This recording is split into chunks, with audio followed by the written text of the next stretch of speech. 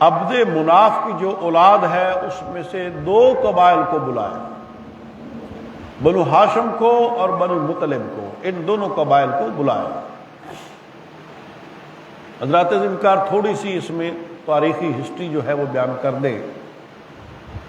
قصی کے 2 بیٹے تھے، ایک عبدالدار، ایک عبد مناف۔ عبد مناف کے 4 بیٹے ہیں، بڑا عبد شمس ہے، پھر حضرت ہاشم ہے جو رسول اللہ صلی اللہ علیہ وسلم کے پردادا ہے، اور اس کے بعد مطلب ہے، اور اس کے بعد نوفل ہے۔ اللہ تعالیٰ نے حضرت ہاشم کو، جن کا نام عمر تھا، کنیت ان کی ہاشم تھی، ان کو بے شمار صلاحیتوں سے نوازا تھا۔ بڑے سخی تھے، حج سے آنے والے لوگوں کی وہ بڑی خدمت کیا کرتے تھے۔ ایک سال ایسا ہوا کہ قحط پڑ گیا، کھانے پینے کو کوئی سامان نہیں تھا، تو انہوں نے باقاعدہ تجارتی سامان لیا، شام جا کر بیچا، اس کے بدلے میں روٹیاں لی، اور وہ روٹیاں لے کر حج کے موقع پر آئے، پھر مٹی کے پیالوں میں لوگوں کو کہا، آپ نے ایسے ایک روٹی کو پکڑا، اس کا چورا چورا کیا، وہ پیالے میں ڈالی، اس کے اوپر دیگوں میں پکا ہوا گرم گرم سالن جو ہے وہ ڈالا، جس کو وہ سرید بن گیا، تو لوگوں نے کھایا، تو اس پر آپ کی عمر سے کنیت ہاشم بن گئی، چورا چورا کرنے والا۔ مگر آپ کی بڑی شہرت ہوئی کہ قحط کے زمانے میں بھی لوگوں کو جو ہے وہ کھانا کھلایا۔ اس کا نتیجہ یہ تھا کہ بادشاہ نجاشی بھی تجارت میں آپ کو بڑی رعایتیں دیتا، اور کسریٰ بادشاہ بھی اور قیصر بھی، تو آپ جس طرف تجارت کے لیے جاتے تھے لوگ آپ کی بڑا عزت و احترام کرتے تھے کہ آپ مکہ مکرمہ میں جانے والے حاجیوں کی، عمرہ پر جانے والے زائرین کی بڑی خدمت کرتے ہیں۔ اس پر جو عبد شمس کا بیٹا امیہ وہ مخالف ہو گیا، اس نے کہا جی یہ عزت تو میرے باپ کو ملنی چاہیے جو حضرت ہاشم کو ملی ہوئی ہے، تو اس نے ان کو لڑائی کا چیلنج دے دیا۔ تو جناب ہاشم نے فرمایا کہ ہم بھتیجے لڑائی نہیں کرتے، ہم مناظرہ کر لیتے ہیں۔ تو مناظرے کے لیے قبلہ خزاحہ کا ایک شخص جو ہے وہ مقرر کیا گیا، اس کو ثالث بنایا گیا، اس کو حکم بنایا گیا۔ وہ دن آ گیا، اب قریش کے سردار بھی آ گئے، وہ خزاحہ کا راہب بھی آ گیا، تو لہذا دونوں نے گفتگو کی۔ تو اس نے جو ثالث مقرر کیا تھا، اس نے کہا کہ اچھی گفتگو جو ہے وہ جناب ہاشم نے کی ہے۔ تو چچا بھتیجا کے درمیان یہ ہوا تھا کہ جو شکست کھا جائے گا وہ 50 اونٹ بھی دے گا، اور 10 سال کے لیے مکہ مکرمہ سے ہجرت کر جائے گا، چھوڑ جائے گا۔ تو لہذا جو امیہ تھا اس کو مکہ مکرمہ سے بھی جانا پڑا، چچا کو 50 اونٹ بھی دینے پڑے۔ تو یہاں سے دشمنی شروع ہوگی بنو امیہ کی بنو ہاشم کے ساتھ، حضرت ہاشم اور امیہ کی دشمنی ہوگی، آگے یہی دشمنی اولاد میں ٹرانسفر ہوگی۔ اور دوسری طرف پھر یہ تھے کہ اللہ تعالیٰ نے حضرت ہاشم کو بیٹا دیا تھا شیبہ، آپ کی یہ بیوی یثرب میں تھی، جسے اب مدینہ منورہ ہم کہتے ہیں، وہاں پر حضرت سلمہ رضی اللہ تعالی عنہ۔ تو لہذا یہ آپ کا بیٹا وہاں پر تھا، ان کو جناب علی ان کے چچا مطلب لے کر آئے، جس کی وجہ سے ان کو عبد المطلب کہتے ہیں۔ یہ جب آگے مکہ مکرمہ میں ان کی جو جائیداد تھی اس پر ان کے چچا نوفل نے قبضہ کر لیا، تو پھر انہوں نے اپنے ماموں کو بلا بھیجا۔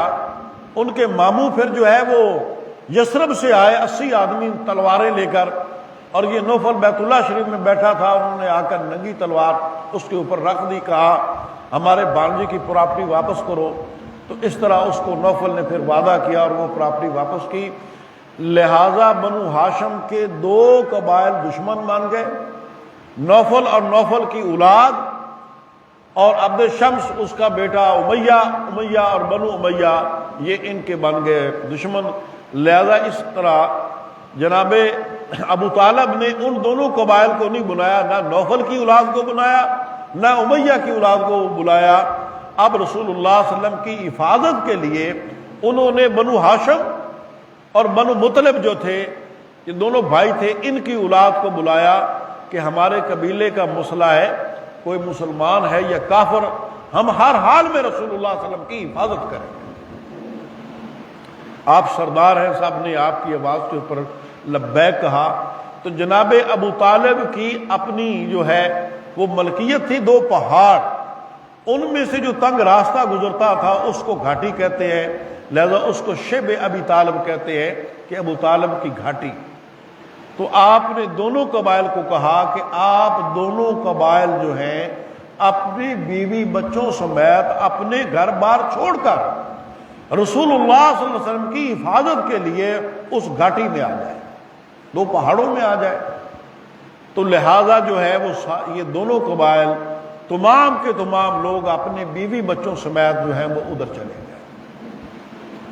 یہ رسول اللہ صلی اللہ علیہ وسلم کی نبوت کا 7واں سال ہے، اس میں چلے گئے۔ جب وہاں چلے گئے کہ ہم ہر حال میں نبی علیہ السلام صلی اللہ علیہ وسلم کی حفاظت کریں گے، جب قریش کو یہ بات معلوم ہوئی تو قریش نے بھی اپنی مشاورت بلائی اور انہوں نے ایک سوشل بائیکاٹ جو ہے وہ آپ کا کیا، اور باقاعدہ طور پر ایک صحیفہ لکھا، ایک تحریر لکھی کہ ہم ان 2 قبائل بنو ہاشم اور بنو مطلب کے ساتھ نہ شادی بیاہ کریں گے، نہ لین دین کریں گے، نہ اٹھیں گے، نہ بیٹھیں گے، نہ کھائیں گے، نہ پیئیں گے، ہر حال میں جو ہے ہمارا ان سے منقطع ہوگا، کوئی ہمارا آدمی قریش کا ان کے ساتھ تعلق نہیں لکھے گا۔ باقاعدہ طور پر یہ معاہدہ لکھا گیا اور اس پر تمام قریش نے دستخط کیے، اور پھر اس معاہدے کو ان میں اس میثاق کو، اس صحیفے کو جو ہے لپیٹ کر بیت اللہ شریف کے اندر رکھا گیا اور اس کو تالا لگا دیا گیا۔ اس طرح چلے گئے۔ اب یہ آ گئے، ابتدائی طور پر ان کے پاس کھانے پینے کا تھوڑا بہت سامان تھا ان دونوں قبائل کے، مگر وہ ختم ہو گیا۔ اب ان دونوں قبائل کے اوپر بڑا مشکل وقت ہے۔ کوئی چیز ادھر بیچنے کے لیے آتا ہے تو اس کو قریش کہتے کہ ہم یہی چیز 10 گنا زیادہ منافع سے آپ سے خرید لیتے ہیں، تو وہ لے کر چلے جاتے ہیں، ان کو کھانے کو کچھ نہ ملتا۔ تو لہذا اب ان کی حالت یہ آ گئی، یہ 2 قبائل جو ہیں بنو ہاشم اور بنو مطلب، ان کے بچے بلکتے تھے، رات کو روتے تھے، نہ دودھ ملتا تھا نہ کچھ کھانے کو ملتا تھا۔ تو بڑوں کو لہذا جو ہے وہ پتے کھانے پڑے، وہ جنگلی جو سبزیاں ہوتی ہیں وہ کھانے پڑے، جنگلی پھل کھانے پڑے۔ اس طرح بڑا مشکل، یہاں تک کہ نہ دے یہ غلہ مجھے دے، مگر وہ اس کی کوئی زبان نہیں تھی۔ جب وہ ادھر آ جاتا بھائی وہ غلہ بیچنے والا تو یہ اس سے لے لیتا اور وہی پیسے دیتا جو اس کی اصل قیمت ہوتی۔ بہرحال یہ بڑا مشکل وقت تھا۔ رسول اللہ صلی اللہ علیہ وسلم تو ابو بکر صدیق رضی اللہ تعالیٰ عنہ ہیں اور سعد بن ابی وقاص ہیں، یہ 2 آدمی تھے جو ان قبائل میں سے نہیں تھے، مگر یہ ان کے ساتھ رکے۔ یہ بھی انہوں نے بھی یہ تنگی، 2 ہستیوں نے، حضرت ابو بکر نے اور سعد بن ابی وقاص نے۔ حضرت سعد بن ابی وقاص کہتے ہیں کہ ایک دن مجھے اتنی زور کی بھوک لگی، مجھے لگا کہ میں مرنے جا رہا ہوں، ایسے کیچڑ تھا، اس میں نے ہاتھ مارا، جو میرے ہاتھ میں آیا میں کھا گیا۔ استغفر اللہ کہتے ہیں، ایسی وہاں پر مشکل زندگی تھی۔ تو میرے بھائیوں، وہ 3 سال جب گزر گئے تو رسول اللہ صلی اللہ علیہ وسلم نے اپنے چچا ابو طالب سے کہا کہ چچا میں ایک آپ کو بات بتاتا ہوں، مجھے اللہ تعالیٰ نے وحی کے ذریعے آگاہ کیا ہے کہ قریش نے جو سوشل بائیکاٹ کیا اور اس کا جو صحیفہ انہوں نے لکھا ہے، اللہ تعالیٰ نے دیمک کو حکم دیا ہے، دیمک سارے الفاظ چاٹ گئی ہے، صرف اور صرف اس میں جہاں اللہ کا نام ہے وہی بچا ہے، بقیہ تمام صحیفہ جو ہے وہ دیمک چاٹ گئی ہے۔ 3 سال کے بعد جناب ابو طالب بیت اللہ شریف میں تشریف لے گئے۔ قریش کے لوگ مطاف میں اپنے اپنے بچھونے بچھا کر بیٹھے ہیں، ان کے سردار بھی بیٹھے ہیں۔ تو جناب ابو طالب نے کہا قریش کے لوگوں میری بات کو سنو۔ سب آ گئے جی، انہوں نے کہا یہ ایک لمبے عرصے کے بعد آئے ہیں، پھر ہے بھی سردار، اللہ نے آپ کو بڑی عزت عطا فرمائی، آپ نے کہا دیکھو جی میرے بھتیجے نے مجھے بتایا ہے کہ جو صحیفہ آپ نے ہمارے خلاف سوشل بائیکاٹ کا لکھا ہے اللہ تعالیٰ نے اس کے اوپر دیمک کو مسلط کر دیا ہے، دیمک نے وہ تمام الفاظ چاٹ لیے ہیں، صرف اس میں اگر اس تحریر میں کوئی باقی ہے تو وہ اللہ کا نام ہے۔ اس نے کہا تم وہ نکالو، ہم اس کا ملاحظہ کرتے ہیں، اگر میرے بات بھتیجے کی سچی ہوئی تو پھر ہم اب وہ گھاٹی سے نکل آئیں گے اور مکہ مکرمہ آ جائیں گے، اگر میرے بھتیجے کی بات معاذ اللہ جھوٹی ہوئی میں تمہارے درمیان میں سے نکل جاؤں گا، پھر تم جو چاہے میرے بھتیجے کے ساتھ کرنا۔ انہوں نے کہا یہ بات تو انصاف کی ہے۔ اب قریش کو تو یہ جانتے ہی نہیں تھے کہ کیا ہونے والا ہے۔ اب بیت اللہ شریف کا انہوں نے پہلے تالا کھولا، پھر اس کے بعد وہ کئی کپڑوں میں لپیٹا ہوا صحیفہ تھا، اس کو جب کھولا سب نے دیکھا کہ اس کی پوری تحریر جو ہے وہ دیمک کھا گئی، صرف اور صرف جہاں پر اللہ کا نام باقی تھا وہ بچا ہوا تھا۔ تو اب چاہیے تو یہ تھا کہ نبی علیہ السلام وسلم کے اس معجزہ پر ایمان لے آتے، مگر جن کو اللہ نے ہدایت نہیں دینی، میرے بھائیوں بدبخت کہنے لگے تھا وہ گھاٹی میں اور ادھر اس کے اوپر اس نے سحر کر دیا ہے۔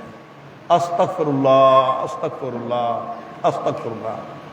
تو وہاں پر پھر جناب ابو طالب نے کہا کہ دیکھو تم کہتے ہو کہ تم اپنے بھتیجے کی حفاظت کرتے ہو، اور میں اس لیے اپنے بھتیجے کی حفاظت کرتا ہوں، میرا بھتیجا جو کہتا ہے وہ سچ نکلتا ہے، وہ سچا ہوتا ہے، اس میں صدق ہوتا ہے۔ تو لہذا قریش بدبختوں نے پھر بھی ایمان قبول نہ کیا، مگر یہ معاملہ دیکھ کر پھر قریش کے ہی 5 آدمی اٹھے، انہوں نے کہا کہ یہ تو کوئی بات نہ ہوئی، ہم کھائیں پئیں اور مزے سے اپنے گھروں میں رہیں، اور ہمارے یہ 2 عزیز قبائل جو ہیں یہ گھاٹی میں یہ پہاڑ کے اوپر جناب جو پہاڑ میں رہ رہے ہیں، اور ان کو کھانے پینے کو بھی کچھ نہیں ملتا، لباس ان کے پھٹ گئے ہیں، بچے ان کے بلکتے ہیں، کھانے کی کوئی چیز نہیں ملتی۔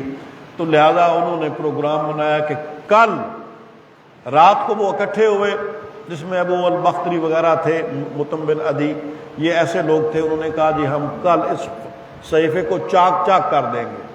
تو کل جب بطاح میں قریش کے سب سردار بیٹھ گئے، وہ 5 کھڑے ہو گئے، انہوں نے کہا قریش کے لوگوں یہ کہاں کا انصاف ہے کہ ہم کھائیں پئیں اور مزے سے اپنے گھروں میں رہیں، اپنی بیویوں کے ساتھ رہیں، بچوں کے ساتھ رہیں، اور وہ ادھر پہاڑوں میں ہمارے 2 قبائل پڑے ہیں، لہذا ہم اس انصاف کو نہیں مانتے۔ اب وہ صحیفہ ہم چاک کرنے جا رہے ہیں۔ وہ گئے، انہوں نے اندر سے وہ نکالا، پکڑ کر سب پھاڑ دیا اور گئے ان کے پاس، اور یہ دونوں قبائل جو ہیں میرے بھائیوں اس طرح یہ واپس آ گئے، بنو مطلب بھی اور بنو ہاشم بھی، یہ اپنے گھروں میں۔ مگر اب جناب ابو طالب کی عمر مبارکہ 80 سال سے زیادہ ہو چکی ہے۔ یہ جو کہتے ہیں نا جی جناب ابو طالب کی ایمان کا کوئی ثبوت ہی نہیں ہے، میں کہتا ہوں اس سے بڑا ثبوت کیا ہے؟ رسول اللہ صلی اللہ علیہ وسلم کو 8 سال کی عمر میں سنبھالا ہے، اور نبی علیہ السلام وسلم کی عمر اس وقت 50 سال ہو گئی، 42 سال نبی علیہ السلام وسلم کی حفاظت و نگرانی کی ہے، اور ابھی کہتے ہیں جی اس کا ایمان ہی نہیں ہے۔ میں کہتا ہوں ہمارے بھی بھتیجے ہیں، ایک دن کسی بھتیجے کے لیے جنگل میں گزار کر دکھا دیں، پہاڑ پر گزار کر دکھا دیں، اور 3 سال جناب ابو طالب بوڑھے ہو کر، پتے کھا کر، چمڑے بھگو بھگو کر، پی کر وہ ہے گزارا کر رہا ہے۔ اب میرے بھائیوں سن لو، ان کی طبیعت بگڑ گئی، وہاں نکلے ہیں اپنے گھر تشریف لے آئے جناب ابو طالب، طبیعت بگڑ گئی۔ اب قریش کو اس کی فکر ہوئی کہ کہیں ایسا نہ ہو کہ یہ شخص فوت ہو جائے، اور بعد میں اب ان کے ارادے دیکھیں کہ بعد میں ہم رسول اللہ صلی اللہ علیہ وسلم کا نام لیتے ہیں، ہم ان کو قتل کر دیں تو لوگ کہیں گے دیکھو اس بزرگ کے ہوتے ہوئے تو کچھ کر نہیں سکے، ان کے بعد جو ہے ان کو قتل کر دیا۔ تو لہذا آؤ چلے 25 سردار ان کی خدمت میں پیش ہو گئے اور کہنے لگے سردار ہم چاہتے ہیں، رسول اللہ صلی اللہ علیہ وسلم کا انہوں نے نام لیا، ان کے ساتھ ہمارا کوئی معاہدہ کرا دیں کہ ہم ایک دوسرے سے دستکش رہیں، یعنی ایک دوسرے سے بچے رہیں، کوئی ہماری لڑائی جھگڑا نہ ہو، مقصد یہ تھا ہماری افہام و تفہیم کرا۔ اس نے کہا تم نے اچھی بات کی، وہ بیٹھ گئے۔ تو جناب ابو طالب نے رسول اللہ صلی اللہ علیہ وسلم کو بلایا، کہا بھتیجے یہ تیری قوم کے سردار لوگ ہیں، یہ آئے ہیں، یہ کہتے ہیں کہ آپ کے ساتھ کوئی افہام و تفہیم کر لیں، تو لہذا بھتیجے ان کی بات پر ذرا غور فرما۔ تو رسول اللہ صلی اللہ علیہ وسلم نے ارشاد فرمایا میرے بھائیو سنو، آپ نے ارشاد فرمایا اگر قریش میری فقط ایک بات مان لے، قریش کے لوگ فقط میری ایک بات مان لیں، عرب کے اوپر ہماری حکومت ہوگی اور عجب جو ہیں وہ ہمیں جزیہ دیں۔ ابو جہل کہنے لگا ہم تو آپ کی ایسی 10 بات ماننے کے لیے تیار ہیں۔ تو پیارے آقا صلی اللہ علیہ وسلم نے فرمایا پھر کہو قولوا لا الہ الا اللہ تفلحوا، کہہ دو اللہ کے سوا کوئی معبود نہیں ہے اور تم کامیاب ہو جاؤ گے۔ تو وہ بس وہ اپنا سر پکڑ کر بیٹھ گئے، کہنے لگے یہ شخص اپنی بات سے باز نہیں آئے گا، لہذا آؤ چلے، کوئی فائدہ نہیں اس سے بات کرنے کا۔ تو وہ چلے گئے، مگر میرے بھائیو اب جناب ابو طالب کے اوپر ان کا آخری وقت آ گیا۔ اللہ اکبر اللہ اکبر۔ جس نے 42 سال میرے آقا کی خدمت کی، میرے آقا کی حفاظت و نگرانی کی، اب مشکل وقت آ گیا۔ اب دیکھو جی جو 2 روایتیں ہیں وہ میں بیان کروں گا، جو بخاری وغیرہ نے تو جو بیان کر دی کہ یہاں تک کہ وہ ابو جہل بدبخت اس وقت آ گیا، کہنے لگا او سردار تیرا باپ جو عبد المطلب ہے اس کی ملت بہت اچھی، اس پر قائم رہنا۔ ادھر رسول اللہ صلی اللہ علیہ وسلم بھی تشریف لائے، آپ نے کہا چچا میری موجودگی میں ایک بار کلمہ پڑھ لے لا الہ الا اللہ محمد رسول اللہ، تو میں اللہ تعالیٰ کے ہاں تیری شفاعت کروں گا، میں گواہی دوں گا تیری۔ تو بہرحال جو بخاری وغیرہ نے تو لکھا ہے وہ یہی کہ جناب ابو طالب نے کہا کہ مجھے عبد المطلب کی ملت پسند ہے۔ تو بہرحال نبی علیہ السلام وہاں سے تشریف لے آئے۔ حضرت عباس بیان کرتے ہیں، پیر کرم شاہ صاحب نے ضیاء النبی میں یہ بات لکھی ہے، کہتے ہیں کہ جب میں نے غور کیا میرا بھائی جب جا رہا ہے تو آخری ان کے ہونٹ ہل رہے ہیں اور وہ لا الہ الا اللہ محمد رسول اللہ پڑھ رہے ہیں۔ تو اس طرح وہ اپنے رب سے جا ملے۔ جناب ابو طالب نے نبی علیہ السلام صلی اللہ علیہ وسلم کو 42 سال تک سنبھالا، اب وہ اپنے رب سے جا ملے۔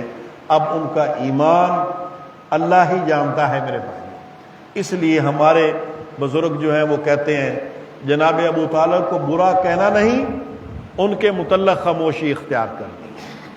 مگر الحمدللہ میں تو جی اپنی عقیدت آپ کو بتاتا ہوں، مجھے تو جی ان سے محبت ہے، اور جس نے میرے آقا کی 42 سال خدمت کی اور ہر حال میں حضور کے پیچھے کھڑے ہوئے میرے بھائیوں، ایک لمحہ کے لیے کفار جب بھی چڑھ دوڑتے تھے جناب ابو طالب حضور کی حفاظت کے لیے آ جاتے تھے، تو کیوں نہ ہم ان سے محبت کریں۔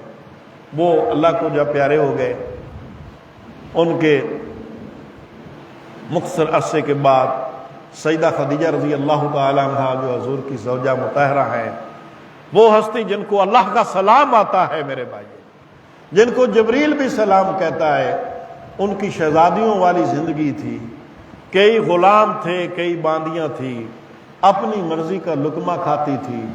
اب 3 سال تک اسی سیدہ خدیجہ رضی اللہ تعالی عنہا نے حضور کی محبت میں درختوں کے پتے کھائے۔ اللہ اکبر اللہ اکبر۔ کہاں کئی نوکرانیاں جو ہے ہر طرح کے کھانے لے کر ان کے آگے کھڑی ہوتی تھی، کہاں میرے بھائیوں اب وہ خشک درختوں کے پتے وہ کھا رہی ہیں۔ ان کی طبیعت بھی بگڑ گئی، یہاں تک کہ ان کا بھی آخری وقت آ گیا اور وہ بھی اپنے اللہ سے جا ملی۔ اسی لیے اس سال کو یہ آپ کی نبوت کا 10واں سال ہے۔ رسول اللہ صلی اللہ علیہ وسلم نے اس سال کو عام الحزن کہا، غم کا سال کہا میرے بھائی۔ اللہ اکبر۔ آپ کی نبوت